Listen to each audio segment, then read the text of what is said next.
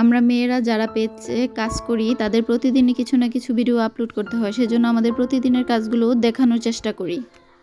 এটাকে জাতীয় মাছ বলবো না জাতির মাছ বলবো বুঝতে পারছি না। এটা আমার বাসায় প্রায়ই থাকে, আমার বাচ্চারা এটা ভাজা করলে খুবই পছন্দ করে। তো দেখুন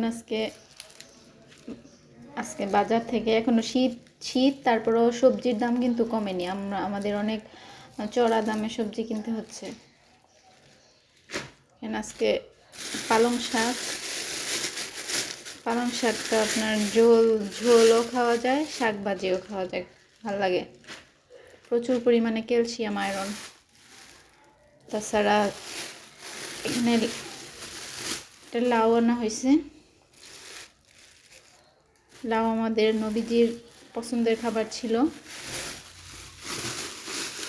তারপরে আনলো বেগুন ভাজাটা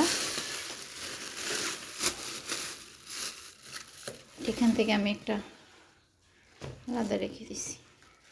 এই যে দেখেন কত সুন্দর লাগছে, দেখতেও ভালো লাগছে। এখন খেতে যেমনই হোক, বাচ্চারা অবশ্যই পছন্দ করে না, কিন্তু এটা আমার কাছে দেখেই অনেক ভালো লাগতেছে।